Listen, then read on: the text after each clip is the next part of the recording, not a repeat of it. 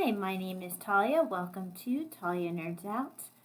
I wasn't sure if I'd be able to record this week because it's been a bit of a rough week for me with the rain and thunderstorm type weather coming in. I think we actually might be having rain right now. Um, they've been calling for thunderstorms basically for the past couple days. And I had a doctor's appointment which knocked me out for a few days, so yeah, I wasn't really sure I'd be able to get a recording in this week, but thankfully it's been a little bit better today than it has the past few days, so trying to take advantage of that because I will likely not be able to record next week. Just take a quick drink of tea.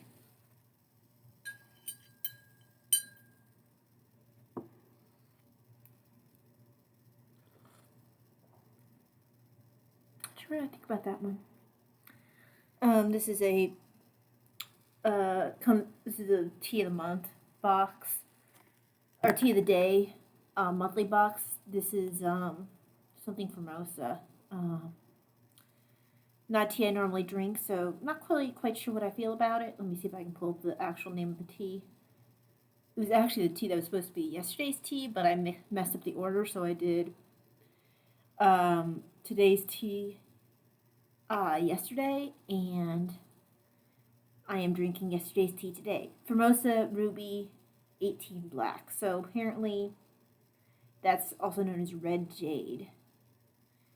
So I'm not quite sure yet what I think about it. It hasn't had a chance to cool. Usually after it sits a little while, I generally like it a bit better. So anyway, figured that I would talk about some of the non-fiction books first, and then I'll do a different video for the fiction books. Because I haven't been feeling well, the reading has not been quite as much as I would have liked. Plus, I've been watching a bit more in the way of booktube channels or listening to them. So that probably has also taken a chunk out of my reading time. Although, like I said, I hadn't necessarily been quite up to reading the way I'd like to anyway. I have also been watching videos here and there about annotation, just to get ideas for materials, etc. So, to start off with, the one video that will not count for Historathon that I did start reading, haven't quite decided what I think of it yet. This is annotation by Remy Clear and Antero Garcia. I'm not completely sure what I think about this yet. I mean, it's an easy read so far. I'm not going to be rushing my way through it or anything. But so far what the authors seem to consider to be annotation seems to be a bit of a broad definition. I mean, they include things like, let's see if I haven't, tabs. Let's see what I tabbed. I know that they considered even things like graffiti as being annotation, which I thought was a bit of a broad definition. Basically, anything upon which comment was left. So, like they were even considering like comments on lines can be considered as a form of annotation. I mean, when you have such a broad definition of the word, it kind of ceases to have any meaning. So I'm not sure if I completely agree with the way that they have chosen to define annotation thus far. But I'm very early on in the book. Maybe they'll change my mind. But yeah, so it's an easy read so far. I just haven't gotten very far along. That was funny after I made a note about medieval glosses, like there being in the Lindisfarne Gospels as being a medieval form of annotation. A few paragraphs later, if I had waited before I wrote down my comment, he actually brings up the medieval gloss, which I thought was kind of cool that the thought that I already had was one that they were going to put in there. So, yay. But yeah, still within the introduction. The introduction goes on for 32 pages. Sorry. 32 pages total. I have my little Gutenberg press magnetic bookmark. Thought that was apropos. So this is something that I'll just read when I feel like it. I have too many other things that I want to read at this point that I have more of a time limit on, so not in a rush for this. This isn't exactly a heavy read anyway, so I'm hoping to get out of this some ideas for annotation, but I'm not sure if that's what this book is actually really about. We'll see.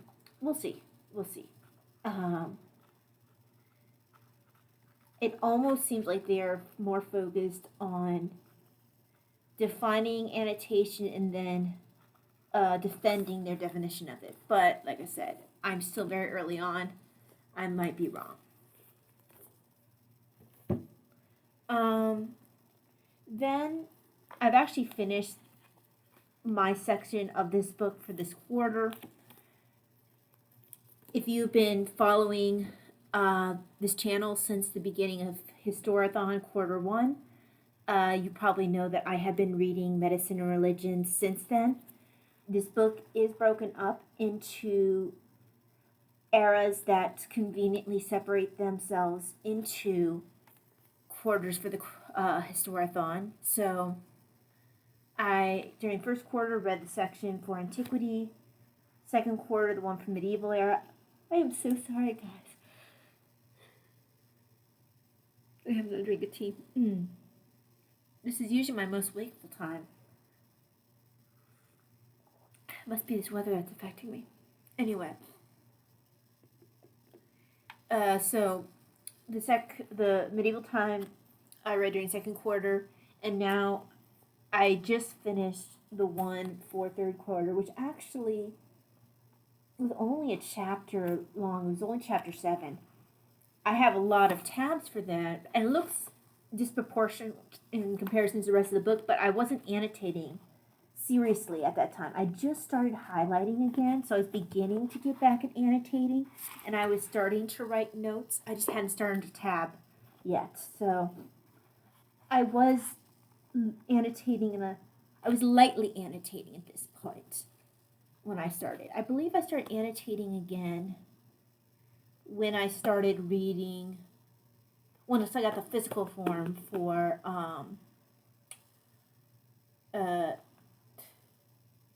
Intelligence Activities in Ancient Rome, Trusting the Gods but Verify. So I believe that's when I started adding some notes. I might have done some for other books here and there during quarter 1, but I really started doing again with this book, and with this quarter you can see where I really got into it. And most of these tabs, because this is covering the period of time during the Reformation, I did have quite a bit to say in here. Part of it was just when I felt like there were maybe misconceptions on the author's part, which I do sometimes find when an author is representing Catholic belief, that sometimes they will not quite get the subtleties, either because from their point of view that wasn't what they were taught that Catholics believe, or just like I might have some misconceptions about someone who is from a different Christian religion might believe, just because I'm not living in that world. So I ended up having in my notes a conversation back and forth with the author. So that's what a lot of these tabs are for. Now some of it was interesting to me because he mentioned the 4 separate traditions that arose out of the Protestant Reformation. which I was not very familiar with because, for the most part, I haven't really dove deeply into the Protestant Reformation, mostly because um, I have found it fairly hard. Maybe it's just the books that I have previously discovered. I have not found that. Um, I found that the point of view can be coming from people who are in who perhaps were in favor of Henry's break with the church, or because, either because they grew up in the being a part of the Church of England themselves, or because not growing up in the Catholic tradition themselves, their view of what, again, Catholicism is or was at that time. I mean, the teachings remain the same, but the ways that they were implemented, there were reforms within the church that the Protestant Reformation helped kick off.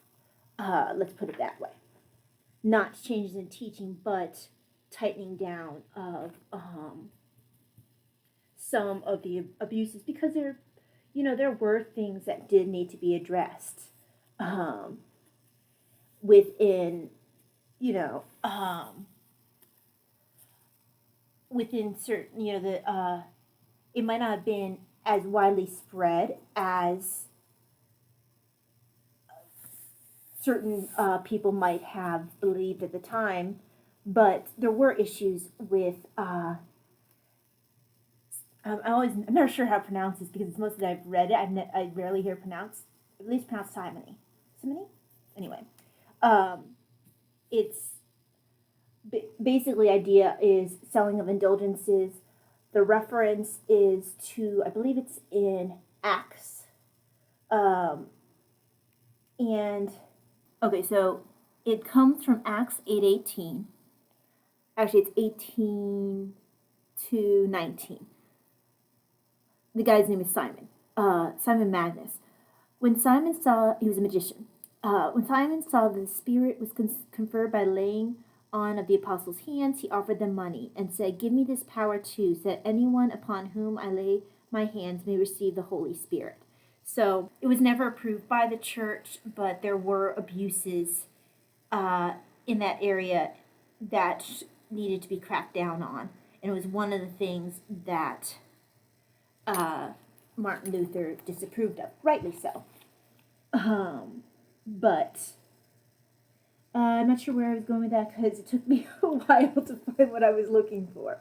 But I think I was saying something about that there were some reformations that needed to happen. But I think that sometimes the level of corruption could at times be overstated, which is why I have a conversation going on here and there within the margins of here. Now, some of it was just interest because I did not remember everything about the different levels of belief Luther had in certain things, or about what Calvin believed versus Luther. And the way that this author brings it into account, because this isn't just a book on religion, it talks about medicine and religion. So when he's discussing it, his focus is on miracles, and particularly miracles of healing when he's dealing with this section. So, for example, Luther downplayed the role of miracles, whereas Calvin discussed in much greater detail. He brought up the quote by Ambrose. Oh gosh, I don't do well with French pronunciations. Ambrose Pare. It's Pare with an accent mark. Now that was Spanish, I'd say Pare, but I'm not sure since it's French, I believe. Anyway, he's often called the father of modern surgery. Uttered his famous dictum: I dressed the patient, but God healed him. Basically, that uh, he let the natural healing process, you know, go from there after he did his part. And that was the intention behind. But God healed him, not necessarily a miracle a la the Gospels, or even like you'd see in Acts of the Apostles, etc. But yeah, so a lot of my notes have to do with that. Now, I did think it was interesting where he talked about Neoplatism, which sounded like it was an early precursor to the germ theory. Then there was, I think I might want to learn a little bit more, and I have to look more into him. William Harvey. He wrote a book called On the Motion of the Heart and the Blood in Animals in 1627, demonstrating irrefutably the circulation of blood as it were in a circle, the perfect motion that God had created. So I kind of want to look into William Harvey a bit, since my first love in when I came out of nursing school was cardiac. I started off my career as a cardiac nurse. So that usually sparks my interest when I see something cardiac. Now, granted, the understanding at that point would have been very basic, because it took quite a while for everyone to come into agreement that dissection had its place. That you could dissect without being disrespectful. Then it continues to talk about where Galenic medicine got replaced. Trying to just run quickly over my tabs. Where you start seeing the Catholic sisters, starting when you have reformers such as Ignatius Loyola, where you start seeing the Sisters of Charity in the hospitals, where for a lot of places, even after the French Revolution, where religion was really looked down upon with scorn, they still clung to having the clergy, the Catholic clergy, and the nuns involved in medical care, because they were so deeply entrenched in that they needed them in those positions. They actually wanted to expand the clergy's role, seeing that as being their only useful purpose. And then the Sisters of Charity were oftentimes doing the roles that most lay people were unwilling to perform within the hospitals, and menial tasks that that most people would balk at.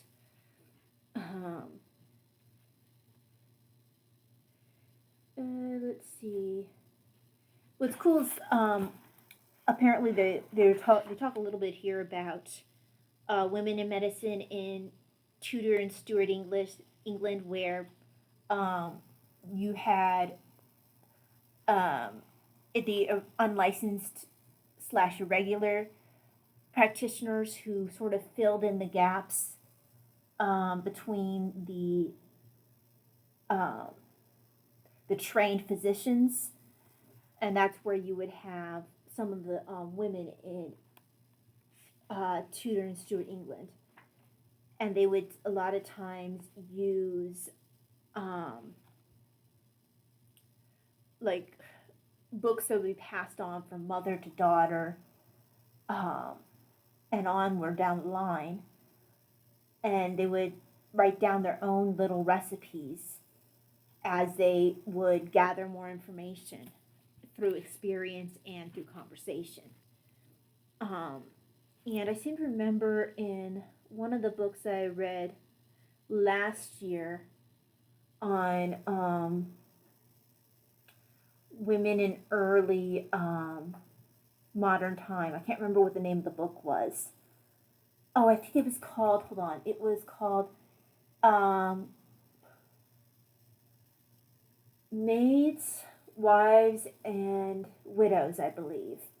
Women in early modern time. I believe that's what the book was called.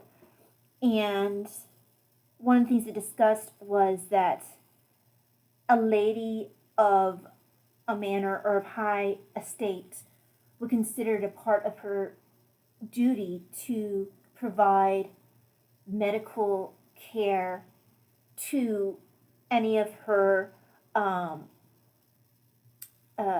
tenants who might have need of medical care, who might come to her. And she felt that as a part of her duty. And it wasn't something that you would expect to pay for. That was just what you did as a part of that role. At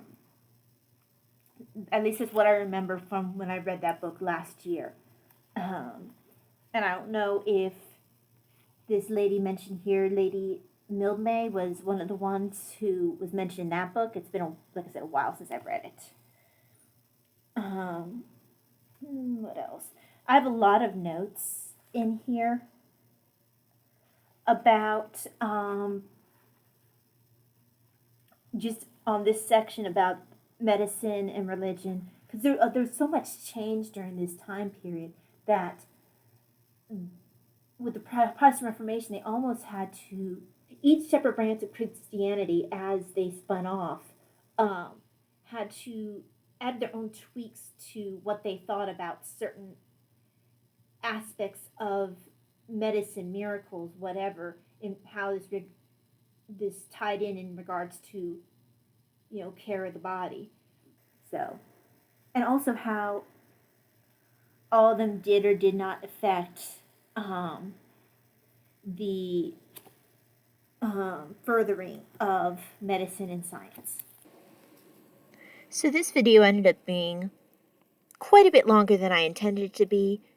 So I'm going to stop this one right here, and the next video will take off where this one left off. So thank you very much for joining me for this video. I will see you again for the next one, hopefully. God bless. Bye-bye.